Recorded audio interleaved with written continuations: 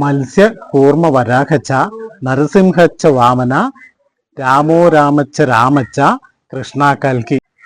നമ്മൾ ഇന്ന് നിൽക്കുന്നത് മണക്കാട് ശ്രീ നരസിംഹസ്വാമി ക്ഷേത്രത്തിന് മുന്നിലാണ്. നമ്മളുടെ സ്വന്തം അമ്പലമാണ് മണക്കാട് ശ്രീ നരസിംഹസ്വാമി ക്ഷേത്രം.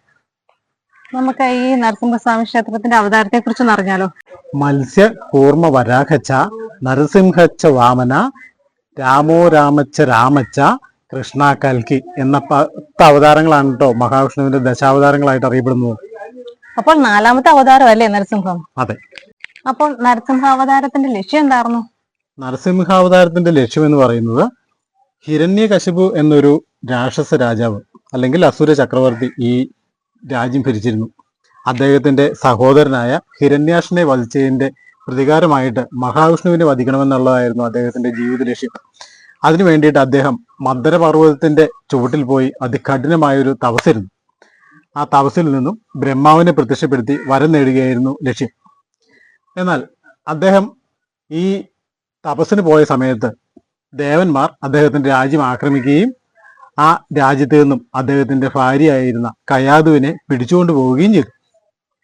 എന്നാൽ ഇതിലെ തെറ്റ് മനസ്സിലാക്കിയ നാരദ മഹർഷി യാഥാമധ്യേ ഈ കയാതുവിനെ രക്ഷിക്കുകയും കയാതുവിനെ അദ്ദേഹത്തിന്റെ പർണശാലയിൽ കൊണ്ടുപോയി താമസിപ്പിക്കുകയും ചെയ്തു. ഈ സമയത്ത് കയാതു ഗർഭിണിയായിരുന്നു. വിഷ്ണുവിന്റെ ഭക്തനായ എപ്പോഴും വിഷ്ണുനാമം മാത്രം പറഞ്ഞു നടക്കുന്ന നാരദരുടെ പർണശാലയിൽ ജനിച്ച് കൗമാര കാലഘട്ടം അവിടെ ജീവിച്ചതുകൊണ്ടാണ് പ്രഹ്ലാദൻ വിഷ്ണുഭക്തനായി മാറിയത്. ഇതേ സമയം ബ്രഹ്മാവിനെ പ്രീതിപ്പെടുത്തി ഹിരണ്യകശിപു അമരത്വം നേടുന്നതിനുള്ള വരം ആവശ്യപ്പെട്ടു. എന്നാൽ അമരത്വം നൽകാനാവില്ല എന്ന് പറഞ്ഞു കഴിഞ്ഞപ്പോൾ അദ്ദേഹം മറ്റൊരു വരമാണ് ആവശ്യപ്പെട്ടത്. തന്നെ രാത്രിയോ പകലോ അകത്തോ പുറത്തോ ഭൂമിയിലോ ആകാശത്തോ വെച്ച് മനുഷ്യനോ മൃഗമോ വധിക്കരുത് എന്നൊരു വരമാണ് അദ്ദേഹം ആവശ്യപ്പെട്ടത്. അപ്പോൾ തപസ്സൊക്കെ ചെയ്ത് വരം നേടി ഹിരണ്യകശിപു നമ്മുടെ രാജ്യത്ത് വന്ന് ഭരണം തുടങ്ങിയപ്പോൾ ആദ്യം ചെയ്തത് രാജ്യത്തുള്ള ഒറ്റ പ്രജകളും വിഷ്ണുനാമം ചൊല്ലാൻ പാടില്ല, എല്ലാവരും ഹിരണ്യാക്ഷ നാമം ചൊല്ലണമെന്നായിരുന്നു അദ്ദേഹത്തിന്റെ കൽപ്പന. എന്നാൽ അതിന് വിപരീതമായിട്ട് തന്റെ കൊട്ടാരത്തിൽ തന്റെ മകൻ തന്നെ വിഷ്ണുവിനെ പൂജിക്കുന്നു എന്ന് പറഞ്ഞ ഹിരണ്യാക്ഷൻ കോപം കൊണ്ട് ജ്വലിക്കുകയും പ്രഹ്ലാദനെ വധിക്കാൻ തീരുമാനിക്കുകയും ചെയ്തു.